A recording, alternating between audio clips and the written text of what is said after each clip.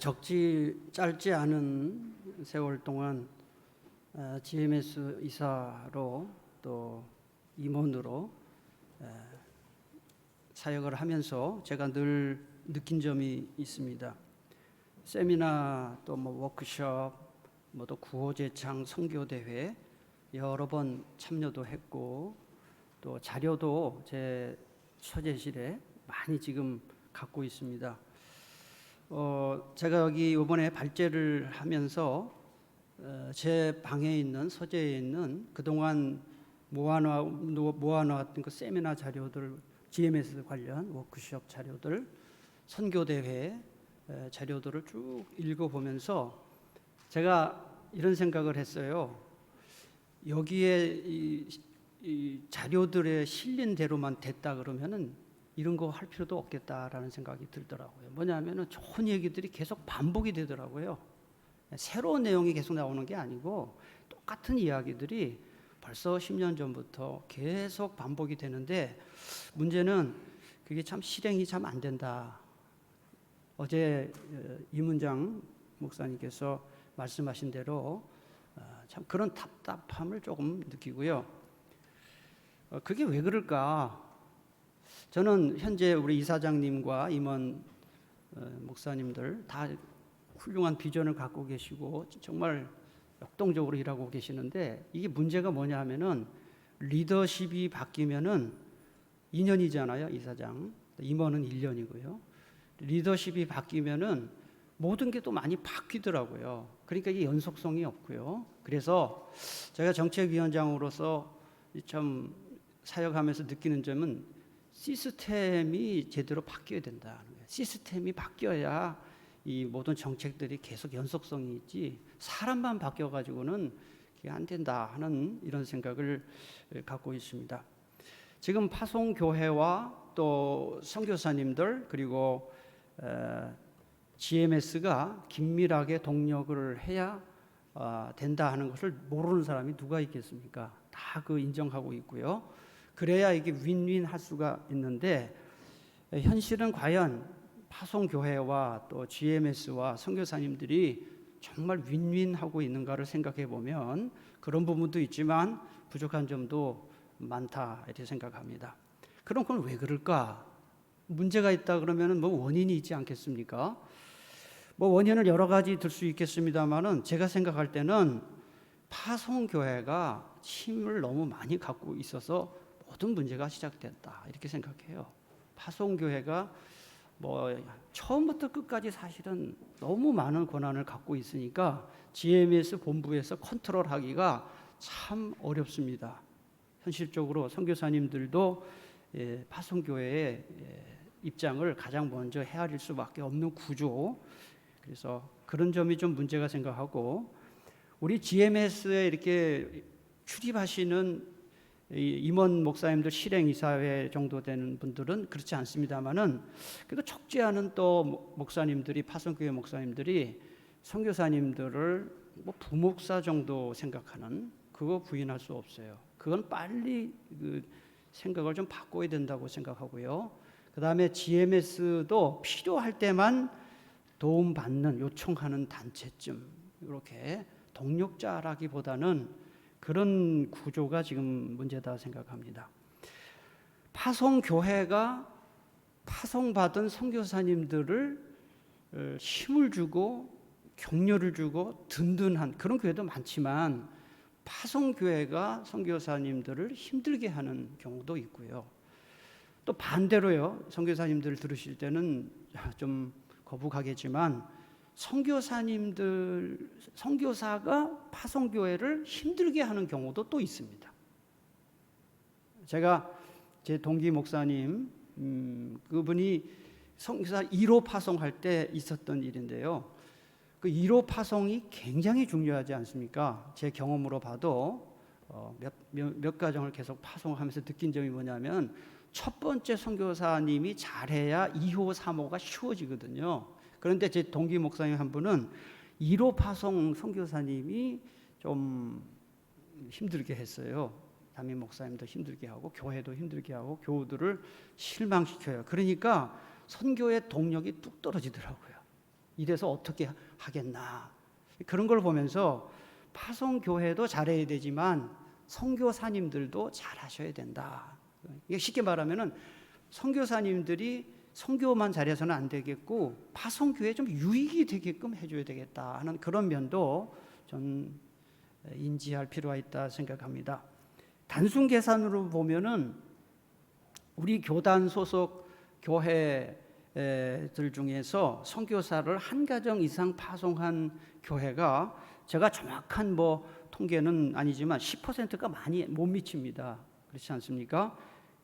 이걸 왜 그럴까요? 선교를 목회와 교회의 본질로 보거나 존재 목적으로 보지 않고 그냥 여러 사역 중 하나로 보기 때문에 좀 그렇다고 생각해요. 제가 카이로스 훈련을 몇 년 전에 여기서 부부 동반을 해서 받았고요. 지금 우리 교회에서 카이로스 훈련을 하는데 카이로스 훈련을 교회에서 하면서 저도 그렇고 우리 교인들도 그렇고 가장 많이 바뀐 게 뭐냐 하면은 선교는 교회의 가장 중요한 본질이고 핵심이다. 다른 건 다 거기에서 파생되는 거다. 그렇게 생각이 교인들이 바뀌니까 선교가 무지 쉬워지더라고요. 그런데 심지어는 목사님들조차도 그 선교는 그냥 여러 사역들 중에 하면 좋은 거니까 하자, 또는 몇십 주년 설립, 몇십 주년 파송, 이벤트처럼.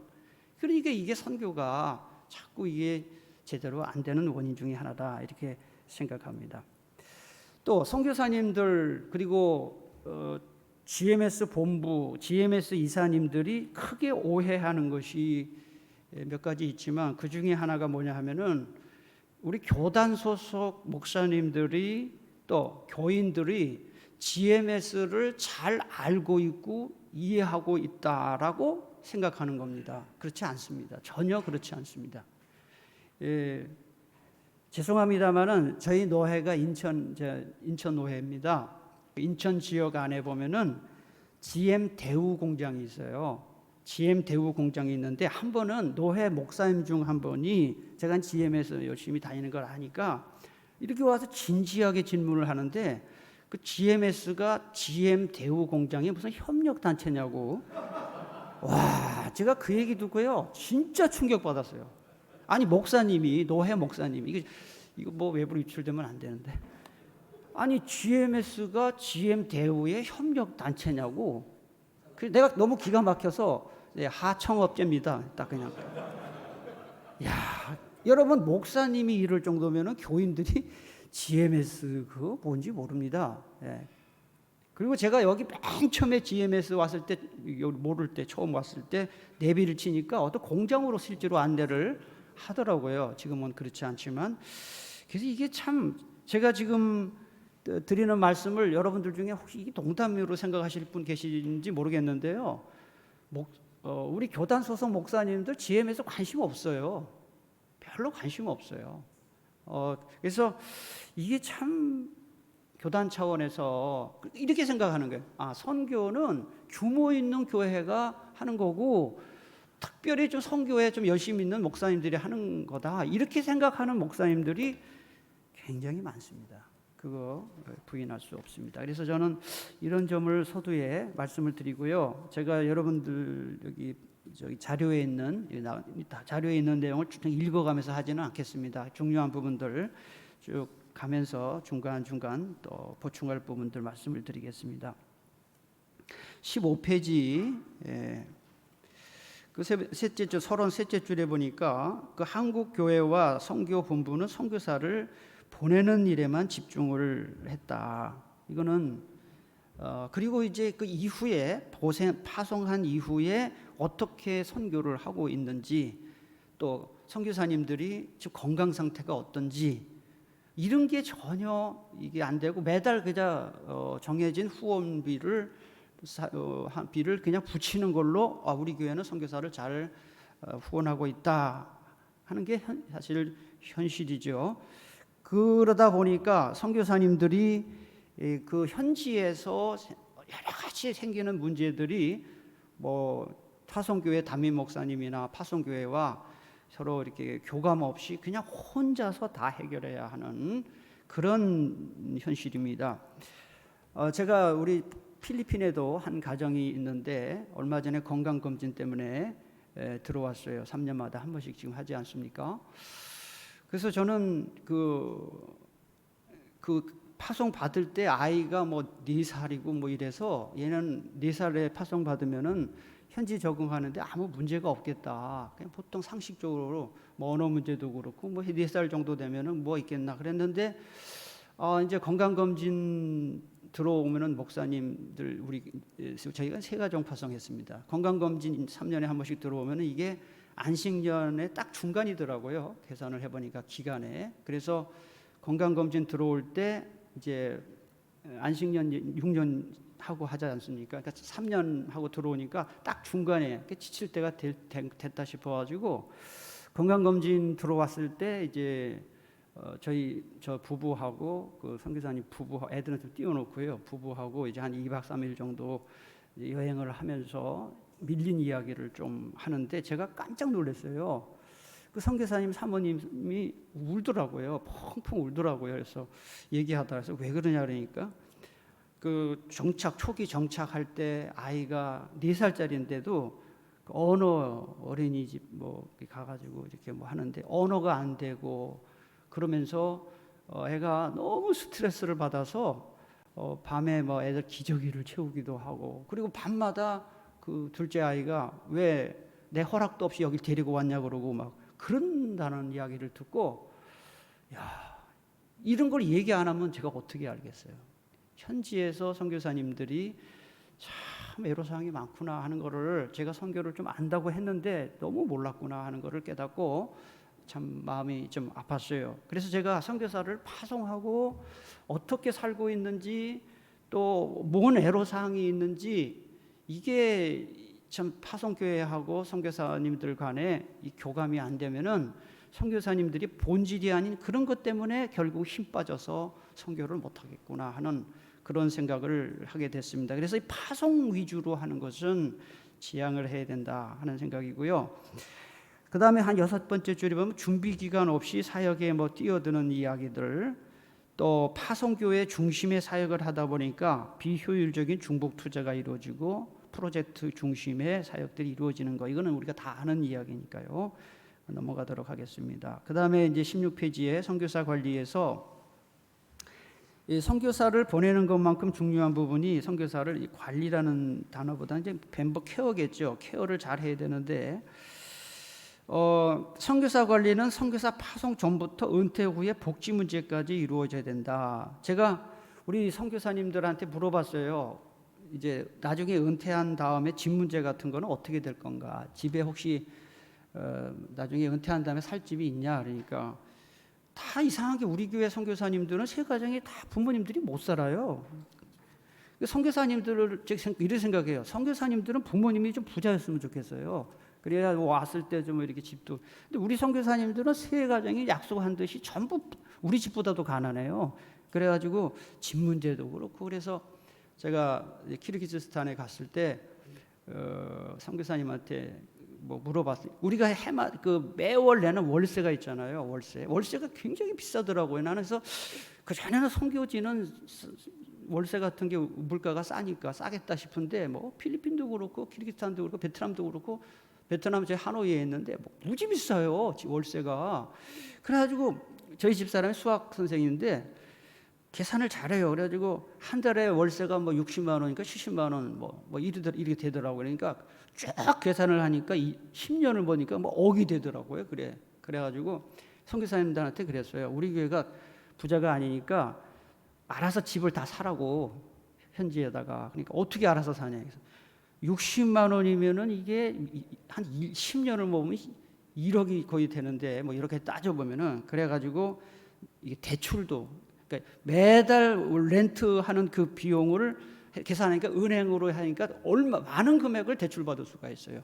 그래가지고 우리 교회 선교사님 그 가정은 결국은 이렇게 해가지고 집을 사버렸어요. 그냥 집을 사가 대출받아서 은행 이자가 훨씬 싼 거예요. 대출 그게 저거보다 렌탈보다. 그래서 요새 이제 만나면은 집을 하나 사서 감사하다 해서 나중에 나도 좀 띄워주면 좋겠다고 농담으로 그렇게 했는데요. 이게 그러니까 제가 하는 얘기 뭐냐면 그렇게 하라는 게 아니라 이 교회가 선교사님들의 은퇴 이후 문제까지도 미리 내다보고 도울 수 있는 방법이 있으면 도와주면 좋겠다. 그런 이야기죠. 복지 문제. 그래서 그 16페이지 네 번째 다섯째 보면은 효과적인 선교사 관리는 사후 조치를 하는 것이 아니라 자부심을 가지고 할 수 있도록 사전에 이런 거를 잘 하면 좋겠다 하는 것이고요. 밑에 보면 구체적인 사안으로 사역과 복지인데요. 사실 선교사 한 가정이 사역이 중단되면은 그거는 엄청난 손실 아닙니까? 그거는 그 선교지 뭐 잘하면서 10교회가 될 수도 있고 최소한 한 교회가 없어지는 거나 똑같은데, 이런 시스템을 사역이 중단되지 않도록 후원 시스템을 마련해야 되겠다 하는 거고요. 제가 임원을 하면서 가장 가슴 아픈 시간이 언제였냐면, 임원회 하면은 보고가 들어오면은 후원 중단, 그 보고 받을 때가 가장 마음이 아프더라고요. 그냥 후원 중단, 뭐 그 한두 가정도 아니고 어떤 때 보면 10가정 막 후원 중단, 사유 보면 여러 가지가 있어요. 다 사유가 있겠죠. 근데 그 후원 중단됐을 때 선교사님들이 얼마나 힘들까? 뭐 좀 심하게 말하면 거지가 되는 거잖아요, 하루 아침에. 아, 이거는 진짜 이런 일은 없으면 좋겠다, 그런 생각을 하면서 여기 보면 본부 안에 긴급 후원 기금을 마련해서 갑작스럽게 중단된 선교사들을 일정 기간 지원하는 체계를 마련하는 거, 이런 거를 좀 정말 시급한 마음을 가지고 했으면 좋겠고, 그다음에 파송교회가 일방적으로 후원 해지하거나 중지할 수 없도록 하는 GMS 규정도 만들어야 된다 생각합니다. 그다음에 선교사님들이 파송교회와 이 관계를 잘해야 된다 생각합니다. 제가 초두에 말씀드렸죠. 교회가 선교사님들을 힘들게 하는 경우도 있지만 선교사님들이 파송교회를 힘들게 하는 경우도 없지 않아요. 그런데 제가 제 눈으로 볼 때 왜 그럴까 생각해 보면, 제가 파송교회 목사 입장에서 이렇게 생각해 보면, 그래도 그 파송받은 선교사님들이 연락을 좀 하고, 가끔씩이라도 연락을 하고, 귀국했을 때 담임 목사와도 좀 긴밀하게 이렇게 좀 쉽게 말하면 이겁니다. 좀 감사한 표시도 하고, 이게 안 되는 경우가 많아요. 물론 그게 뭘 바래서 하는 건 아니지만 이게 굉장히 중요하다고 봐요. 그런 어떤 소통이 안 돼요. 그냥 뭐 교회는 당연히 후원하는 거고 우리는 받아서 당연히 사역하는 것이면 된다. 근데 보면은 여러분, 중요한 결정은 사실은 중요한 결정이 정책에 의해서 그렇게 되는 게 사실은 아니지 않습니까? 살다 보면은 그 인간적으로 끈끈하면은 사실은 더 많이 가게 돼요. 끈끈하면은 더 이렇게 안 될 것도 되게 해요. 근데 인간적으로 끈끈하지 않으면 될 것도 하고 싶지가 않단 말이죠. 다 무슨 말인지 아시잖아요. 그래서 이 선교사님들이 담임 목사님과 또는 교회와 이 관계를 끈끈히 할 수 있도록 하는 것도 중요한 선교 사역이다. 저는 그렇게 생각합니다. 그 다음에 건강관리인데요. 선교사님들의 건강관리는 지금 3년에 한 번 정도 이렇게 그 건강검진을 할 수 있도록 하는 건데, 요 기회를 단순히 건강검진하는 걸로만 하는 것보다는 제가 조금 아까 말씀드린 대로 좀 이렇게 잠깐이라도 안식년 중간 기간이니까 좀 서로 담임 목사님하고 교제도 하고 또 쉬기도 하는 기간으로 하는 것도 좋겠다 싶고요. 좀 아까 제가 선교사가 파송교회와 관계를 잘해야 된다고 했는데, 그 중에 하나 좋은 게 뭐냐면은 그 선교 보고를 잘해야 된다 생각합니다. 사실 선교 보고 외에는 뭐 잘 모르잖아요, 목사님들. 선교 보고를 좀 잘해야 되고, 그다음에 교회 혹시 일시 귀국했을 때, 교회 왔을 때 그 선교 보고 할 때 그 선교 보고가 굉장히 중요한 영향을 미칩니다. 어떤 선교사님이 와서 선교 보고 할 때는 보통 교우들이 헌금을 하지 않습니까? 자발적으로도 하고 어떤 때는 뭐 같이 하는데, 확실히 보면은 선교 보고를 정말 감동적으로 잘 할수록 교인들의 헌금이 많은 것은 부인할 수 없는 사실이고요. 그래서 어떤 선교사님은 와서 설교만 해요, 오셔가지고. 근데 설교는 목사님들이 다 하는데, 그래서 그 있었던 간증이라든지 뭐 이런 어떤 그런 것도 이 선교사 훈련할 때 좀 요령이 그런 매뉴얼 비슷한 게 있으면 좋겠다 하는 생각을 합니다. 그다음에 그 선교사가 파송받기 전에 뭐 심리 검사, 상담, 또 은퇴 이후 뭐 여러 가지 이런 거를 좀 해야 되는데 지금 주택 문제, 연금 문제 이런 거. 작년인가요? 그 분당 무슨 교회죠? 분당 중앙교회에서 연금 그 정말 감사한 일이고 정말 잘했다고 생각해요. 저희 교회도 사실 그거 있을 줄 모르고 그거 있는 줄 알았으면 안 했을 텐데 교회가 연금 국민연금을 10만 원씩 드렸는데 그거 있고 나서 또 거기가 해가지고 이제 뭐 더 잘 된 게 잘 된 거지만은 이게 선교사님들이 국민연금만큼 좋은 게 없잖아요. 국민연금 같은 거 개교에서 좀 들어주는 거 이거를 또 자꾸 홍보를 해야 되겠다 생각하고요. 그다음에 그 선교사님들 해외 출장 국내 귀국 규정에 맞게 해야 된다는 이야기는 정말 이게 필요하고요. 제 동기 목사님 한 분이 여러분 다 아시다시피 뭐 미국의 무슨 뭐 유명한 신학교가 국내에서 훈련하기도 하고 대만에서 훈련하고 그러는데 우리 동기 목사님 한 분이 대만에 가서 인텐시브 훈련을 받았는데요. 거기 가서 누굴 만났는지 알아요? 그 교회 파송 선교사님 만났어요. 그 파송 선교사님하고 파송교회 담임 목사님이 거기 인텐시브 훈련 받으러 왔는데 그 파송받은 선교사님이 거기서 아무 예고 없이 만난 거예요. 무슨 얘기인지 아세요? 그러니까 그 선교사님이 사전에 교회에다가 내가 이런 훈련을 받습니다. 얘기 없이 자기 선교지를 떠나서 담임 목사님을 만난 거예요. 그러니까 이게 어떤 일이 벌어졌겠습니까? 그리고 이런 질서 지키는 문제들 그것도 잘 해야 되겠다 생각합니다. 그 다음에 17페이지 제가 시간 좀 많이 지나기 때문에 빨리 하겠습니다. 거기 보면은 그 GMS가 행정적인 부분에만 관여가 되고 사역 관리를 못하는 문제. 그 파송교회가 너무 영향력이 크기 때문에 그래서 효율적인 선교 사역 관리를 위해서는 본부의 권한을 많이 위임해야 된다 하는 문제고요. 그다음 밑으로 내려가서 선교사 동원 문제인데요. 개교회에서 LMTC 훈련을 시키는 것, 그다음 카이로스 훈련 시키는 것이 굉장히 선교 동원에 큰 역할을 한다고 생각합니다. 저희 교회 예를 들어서 좀 죄송합니다만 저희 교회는 LMTC 훈련 한 100명이 받았어요. 그리고 카이로스 훈련을 지금 하고 있는데 엄청난 그 선교 동력화에 정말 엄청난 그 좋은 그 도구다 생각합니다. 그 다음에 그 국내에 들어와 있는 유학생, 근로자, 외국인들 훈련시키는 거, 그 다음에 우리 선교사님들이 선교 현장에서 현지인들을 훈련시켜서 GME 선교사로 파송하는 일들, 해외 한인들 선교 자원으로 활용하는 것들. 그 다음에 그 밑에 보면 정년제를 기계적으로 선교사님들의 정년제를 기계적으로 적용하기보다 융통성 있게 적용해서 그 얼마나 큰 자원입니까? 그 평생 선교하신 분들을 잘 선교 계속할 수 있도록 하는 이런 방안. 그 다음에 이걸 위해서 멤버케어, 정책위원회, 의료위원회, 재정위원회가 연석회의를 하는 걸 정례화해서 이거를 뒷받침할 수 있는 것. 그 다음에 전문위원장 임기가 지금 뭐 다 다르긴 하지만 1년 있으면 또 바뀌고 이렇게 하다 보니까요. 전문위원장은 정말 전문위원장이니까 임기를 좀 보장을 해줘야 된다 생각하고요. 그리고 전문위원장을 선정할 때는 지금 이렇게 전문위원장, 지역위원장 선정할 때 보면은 임원회에서 하거든요. 임원회에서 하는데 그냥 뭐랄까 예를 들면 정책위원회면 정책에 관심이 있는 사람, 재정이면 재정을 그래도 어느 정도 관심이 있는 사람, 어떤 그런 전문성과 그다음에 관심과 헌신도 같은 것을 고려해서 잘 뽑아야 된다 생각합니다. 지금 그러냐 하면 그렇지는 않은 것 같아요. 그냥 바쁘게 그냥 인선이 되고 하다 보니까 어떤 때는 정치적인 고려로 또는 인맥으로 되는 경우도 있고, 그래서 이 전문위원장을 잘 뽑아야 되고요. 그다음에 지역위원장도 마찬가지라고 생각합니다.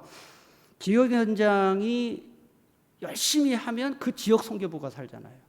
근데 지역위원장이 열심히 안 하면 지역 선교부가 아무 힘이 없잖아요. 행사도 못 하고요. 근데 이 지역위원장도 좀 잘 선정해야 된다 생각합니다. 제가 이제 세계 지역위원회 소속인데 제가 지난 3년 동안 한 번도 우리 지역위원회에서 모인 적이 없어요. 그런 걸 볼 때 지역위원회가 참 중요한 모임인데 이런 게 좀 아쉽다 하는 생각이 듭니다. 그래서 마지막으로 제언을 한다면 GMS와 파송교회와의 협력 시스템을 좀 강화를 해야 되겠다. 이사회 납부율을 보면은 현재 상태를 짐작할 수 있는데 좀 더 강화해야 되겠다 싶고요. 토탈 관리 시스템 구축과 긴급 후원 기금 조성 꼭 해야 된다고 생각하고요. 그다음에 사역비 일원화, 그다음에 노회와의 관계인데요. 저희 인천 노회가 굉장히 역사가 오래된 노회고 규모도 굉장히 큰 편에 속합니다. 다른 노회 뒤지지 않는 노회인데요. 여러분, 우리 인천 노회가 정기 노회 하면서 GMS 이사장님이 됐든지 총장님이 됐든지 노회 정기 노회에 와서 인사를 하거나 홍보를 한 것이 지난 봄 노회 때 처음입니다. 참 창피한 얘기지만 그것도 제가 막 노회장한테 얘기를 해가지고 했는데, 야, 이거는 노회 책임이 첫째 크지만은 앞으로 GMS 이 본부와 또 이사장님 또 임원님들이 좀 정기 노회를 잘 활용해서 지금 GMS 선교 주일도 막 하지 않습니까? 이 홍보가 사실 공문 오면요 다 안 봅니다. 관심이 없으니까요. 그래서 그렇게 정기 노회를 잘 활용했으면 좋겠다 싶고요. 지금 이사장님과 총무님과 임원님들이 올해 참 잘하신 것 중에 하나가, 제가 박수를 치고 싶은 것 중에 하나가 올해 1월에 제주도에서 했던 이사 워크숍. 참 유익해. 이거 사실 제가 임원할 때도 계속 이거 해야 된다고 했거든요. 그래서 제가 제언을 하자면 이런 식으로 하는 것도 좋지만 9월 총회 때 그냥 잠깐 선거만 하고 그러지 말고 9월 총회를 1박 2일이나 2박 3일 정도 그렇게 수련회를 겸해서 하면 얼마나 좋겠나, 이런 제가 제안을 합니다. 그러면 어차피 그때 총회하러 뭐 선거할 때 많이 오거든요. 평소에 안 오다가도. 이럴 때 안 오잖아요. 이제 총회 선거할 때 많이 와요. 그럼 그때 1박 2일이나 2박 3일 정도 이사님들 참 많이 헌신하시는데 그때 좀 쉴 수도 있고 식사 같은 것도 좀 수준 높게 해서 하면 밥 좋은 거 주면 많이 옵니다.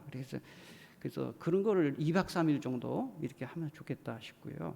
그다음에 조금 예민한 이야기입니다만은 제가 정책위원회 지금 요새 규정 바꾸고 하면서 그것도 좀 반영을 하려고 하는데, 의도는 참 좋은데 부작용이 많은 제도 중에 하나가 뭐냐 하면은 노회 파송이사 제도입니다. 노회 파송이사 제도.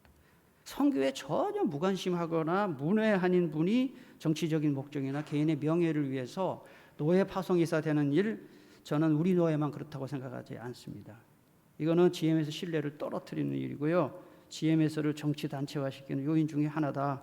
개선이 필요하다고 생각하고, 노회 파송이사를 늘 게 아니라 사실은 이것도 굉장히 제 개인 의견입니다.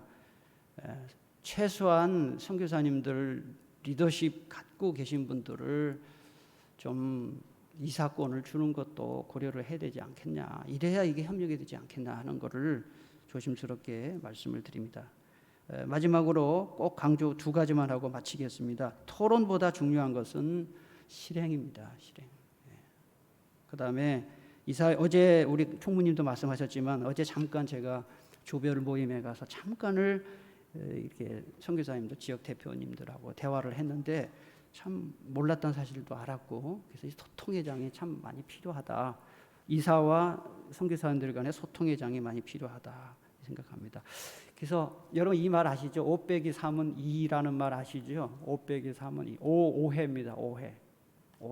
아무리 오해가 많아도 3번만 만나서 생각하고 대화를 나누면 이해가 된다. 그래서 우리가 소통을 좀 많이 해야 되겠다 생각합니다. 부족한 제 이야기를 경청해 주셔서 감사합니다. 마치겠습니다. 이미 우리 이용구 목사님에 대한 그 선교적인 마인드라든가 전략은 저 익히 알고 있고 또 너무나 귀한 글들을 써주셨는데, 지금 저는 개인적으로 이분 여기에 좀 더 이렇게 하게 된 모습 가운데 한 가지가 GMS가 좀 그 권한이 강화되어졌으면 좋겠다. 여기 이게 좀 더 했으면 좋겠다는 생각이 듭니다. 그 이유가 뭐냐면 지금 우리가 그러니까 두 가지의 트랙이 좀 있어야 되는데 그런 면이 없다는 겁니다. 이거 조금 가외로 얘기하는데, 지금 우리 그 목사님들 가장 큰 강권은 뭐냐? 은퇴 이후입니다. 목사님들. 왜냐하면 지금 지교회 우리 산하에 있는 총회에 목사님들 가운데 은퇴를 준비한 목사님들이 프로테지가 10% 이하입니다. 여러분 그걸 아셔야 돼요. 왜냐하면 지금 이거 제가 개인적으로 말한다면 우리 지금 총회 산하에 있는 그 교회의 소위 수양관이라든가 그 다음에 이제 기도원이 매각하는 것들이 많습니다.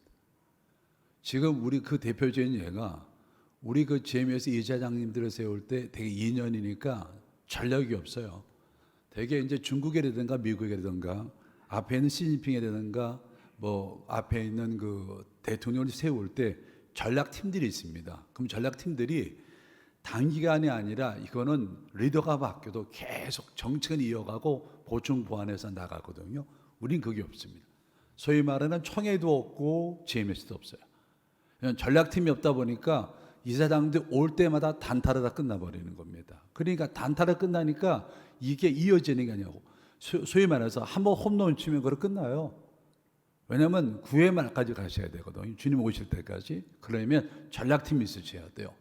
그 전략팀이 있으려고 한다면 정치 이해야 될 것이 아니라 통종적 사고가 있어야 됩니다. 뭐냐면 한 분에만 전문가 된 게 아니라 멤버 케어, 그다음에 후생복지, 미래 전략 뭐 이런 이걸 전체 다 알고 있으면서 그 중에 전문가들 모여가지고 이런 GMS를 미래 전략에 세워줘서 이사장은 바뀐다 손치더라 전략은 바뀌지 않는.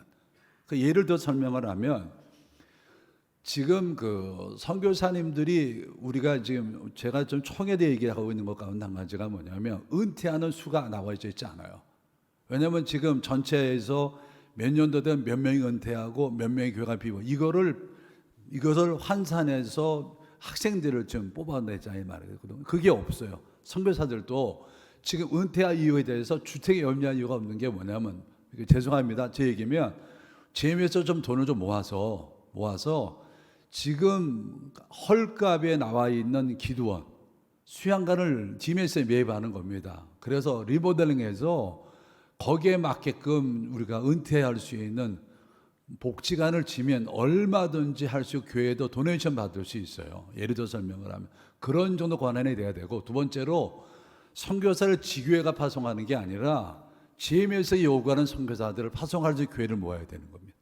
그러려면 선교사님들의 강력한 지역에 파워가 있으셔야 돼요. 그러니까 지금 우리 GMS는 그 선교사님들을 갖다가 파송한 뒤에서 소위 말하는 뒷거지만 하던 거 끝나지 않거든요. 그래서 안타까운 것 가운데 한 가지가 뭐냐면 빨리 우리 GMS가 좀 어설트 있으면 좋겠다. 그래서 각 대륙별 지역별로 이루어지는 선교사님들이 필요하다고 하는 것을 우리 교회, 우리 GMS에서 파송해서 그런 문제를 해결해 주면 어떻겠다는 생각이 좀 들고요. 목사님께서 말씀하셨던 것처럼 다 얘기하기 좀 쉽지는 않고요. 한 가지 다 얘기를 한다면 선교사님들의 은퇴 이후 문제는 간단하게 해결될 수 있습니다. 저는 대표적인 예가 우리 총회에 가지고 있는 은퇴는 안 됩니다. 제2의 은퇴가 나올 수 있어요. 큰일 나는 소리인데 제2의 나가올 수 있어요. 그거 하면 안 됩니다. 왜 안 되냐면 우리는 은퇴를 관리할 능력이 없습니다. 그리고 도둑놈들이 많아요. 그게 뭘 말하냐면 돈이 생기면 문제가 생겨요. 그러면 예를 들어서 목사님들이 은퇴를 준비하려고 한다면 목사 안수와 더불어 목사님들의 모든 11조는 은퇴연금을 준비하셔야 돼요. 두 번째로 4대 보험을 들어주면 됩니다. 그 다음 세 번째로 메이저 금융에 은퇴금을 들면 문제가 없어요.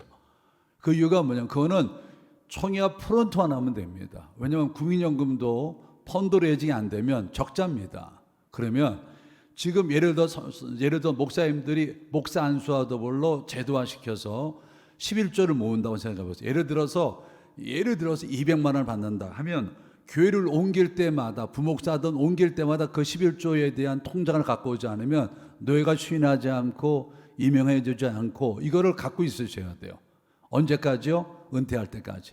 그걸 제도화시켜야 되는 겁니다. 두 번째로 국민연금이에요. 국민연금하고 그다음에 실업연금하고 그다음에 산재하고 4개를 들어드리는 겁니다. 왜? 목사님들도 산재를 만날 수 있어요. 왜냐하면 그거를 우리가 연구를 해야 되는데 연구를 못해서 그러는데 그거를 들어놓으면 국민연금 이후에 되게 되죠. 문제 해결되어지고 예를 들어 중간에 목사님들이 일을 못할 때 있죠. 그러면 어떻습니까? 거기에 따른 것을 주실 수 있어요. 이걸 연구해야 되고 네 번째가 메이저 연금입니다. 이건 뭐냐면 목사님들과 교회가 반반 드는 거예요. 담임 목사 되는 거 동시에. 그러면 은퇴할 때에 대해서 문제가 오고 혹 중간에 목사님이 교회를 옮긴다든가 목사님이 사고를 당하면 메이저 금융에서 다 보장이 됩니다. 그러면 총회가 이 돈을 만질 이유가 하나도 없어요. 몇몇 금융 메이저 금융에 맞게끔 들으라고 얘기해 주면 돼요. 그러면 목사님들이 그 담임 목사 청빙 될 때 그게 전부 다 교회에서 해주지 않으면 노예 자체에서 허락하지 않으면 됩니다. 이걸 제도화시키면 돼요. 이걸 똑같이 GMS 하자는 겁니다. 왜냐하면 지금 GMS에서 지금 저희 노예에서 한 20개 교회를 돕습니다. 매달 15만 원씩 도와요. 그럼 매년마다 그걸 점검을 하는 겁니다. 기분이 되게 나쁘거든요. 그러지 말자. 이거를 5년에 5년 10년 10년 해가지고 연금을 들어주자. 연금을 들어두고 그 다음에 교회들이 매칭을 해가지고 교회가 필요한 것들은 도와주자. 이걸 지금 제도화시키려는데 이해가 잘 돼요. 왜냐하면 우리가 속해 있는 교회가 15교회 돕는 건 문제가 아니거든요. 근데 그게 안 되는 거예요. 팀워크가 안 이루어지는 거거든요. 그런 건데. 그래서 우리 선교사님들도 GMS에서 해야 될 그 후생복지 같은 경우 그런 케이스 만들면 됩니다. M1은 맺어져 있고요. 파송과 동시에 국민연금은 분명히 들어야 되고 그다음에 메이저 금융을 들을 수 있도록 뭐예요?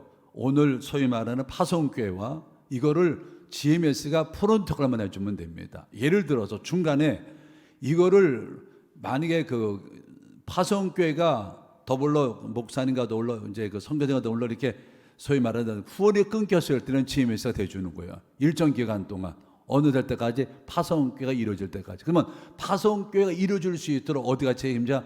프론트인 GMS가 책임져 주는 겁니다. 문제는 저는 분단 중앙기 원하지 않아요. 한 교회가 10억 내는 원하는 게 아니라 GMS가 여러 사람들한테 균등하게 나눌 수 있는 분배의 원칙을 가지셔야 돼요. 공동체성이 없어요. 다시 말하면 10억 내는 교회가 하나 있는 게 교회가 중요한 것이 아니라 1억 내는 게 10개가 더 중요합니다. 이걸 교회가 우리가 GMS가 개발을 해야 되니까 GMS가 선교사들을 갖다 파송할 수 있는 지형도도 가져야 되고 어디를 통해서요? 선교사들을 통해서.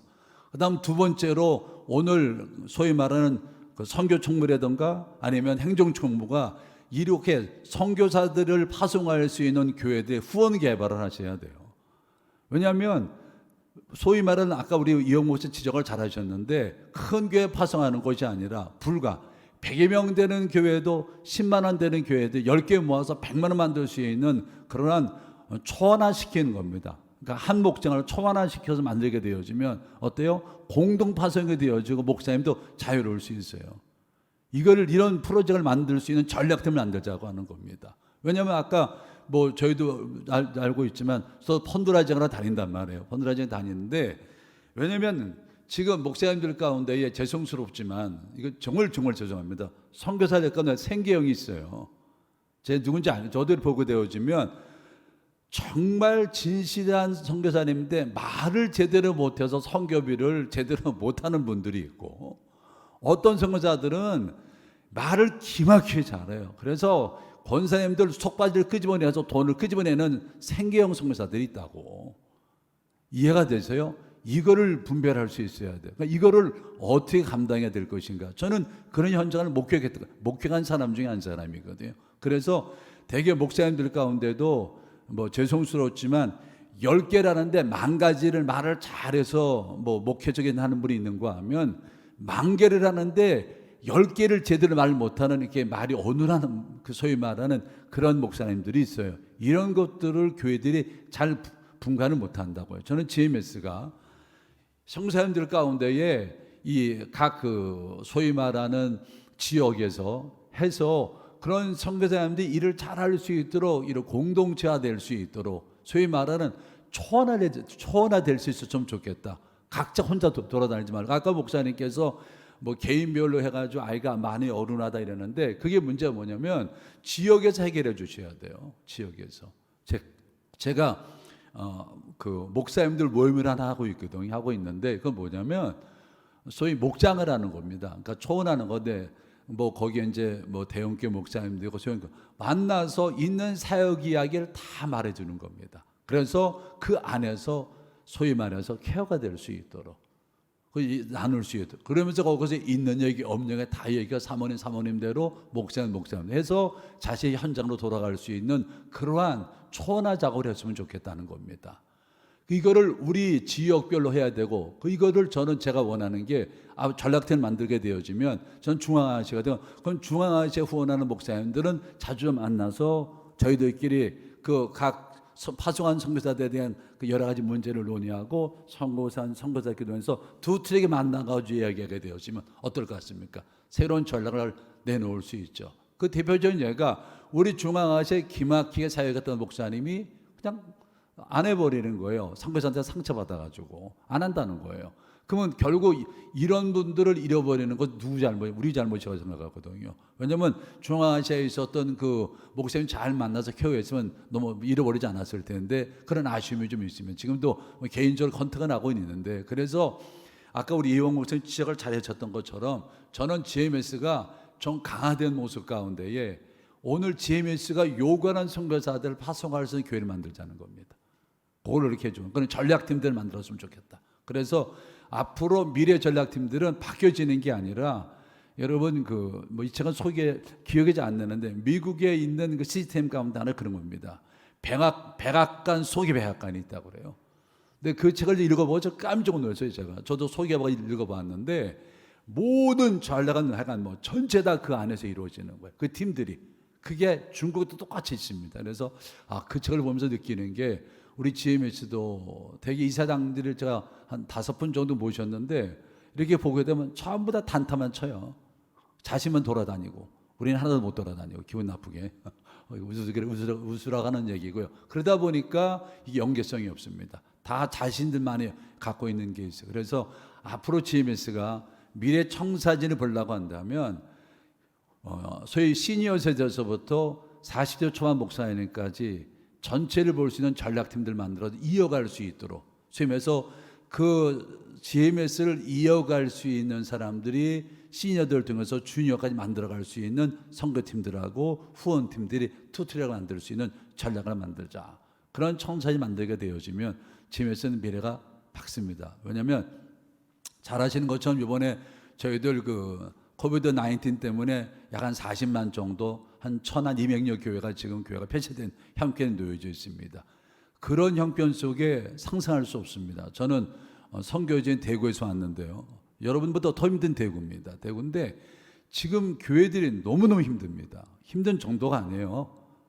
제가 21년도, 20년도에 서울에 있는 몇몇 교회하고 연계해서 프론트에서 그 월세 나눠주기 운동을 했거든요. 나눠주는데 교회들이 지금 제도에 지탱할 수 없습니다.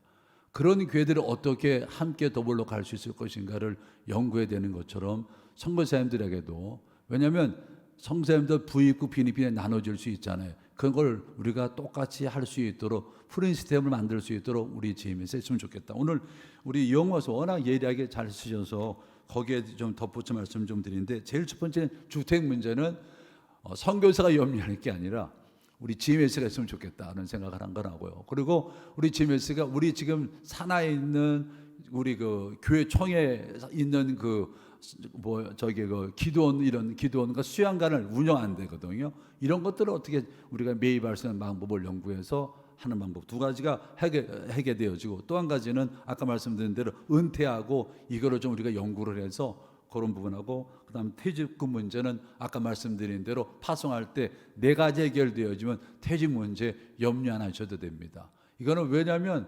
대표적인 예를 들어 설명은 메이저 금융권 들잖아요.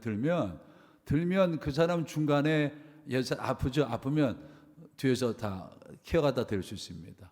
왜냐하면 지교회가 신경 안 써도 돼요. 그 보험약관 안에 메이저 금융에 다 되어져 있어요. 그거를 하나만 선정할 것이 아니라 메이저 금융에는 그게 얼마나 잘 되어져 있는지 몰라요. 이런 것들을 해서 우리가 GMS에서 몇몇 군용과 MOU 맺어서 우리가 이제 그 프론트 워커만 하면 그분들 우리에게 상당한 많은 혜택을 얻을 수 있게 되어집니다. 그러니까 그걸 한번 저희들이 연구할 수 있는 미래 팀을 좀 만들었으면 좋겠다는 생각을 합니다. 그래서 그 말씀 드리면 이 문제 해결되어지고, 그리고 아까 말씀드린 대로 후원하는 교회를 우리 GM에서 개발했으면 좋겠다. 왜냐하면 선교 총무님들과 행정 총무님들이 선교지다 보니까 소위 말하는 필드 약함. 그러니까 선교 필드는 강한데 소위 말하는 어디 필드 약해요? 교회 필드 약하거든. 그러면 교회 필드에서 이런 기수별이라든가 노예별이라든가 다니면서 소위 말하는 그 후원할 수 있는 금맥을 좀 발견해서 소위 GMS가 그 많은 목사님들한테 홍보가 될 수 있도록 그런 팀들을 만들게 되어지면 이런 건 새롭게 되어질 수 있다고 생각을 합니다.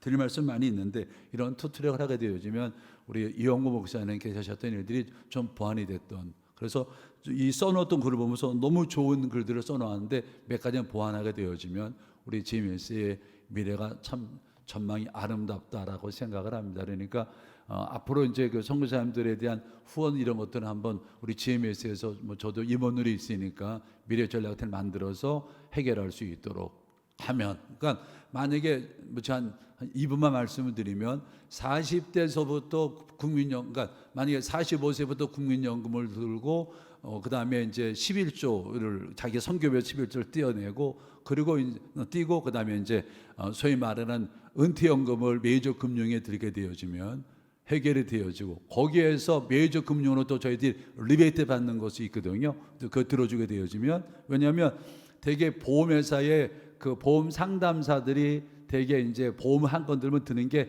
한 제가 그 갖고 있는 차지가 500 내지 600%를 받거든요. 그런 걸 그 우리가 직접 다이렉트로 받던 그 전부가 GMS로 들어올 수 있거든요.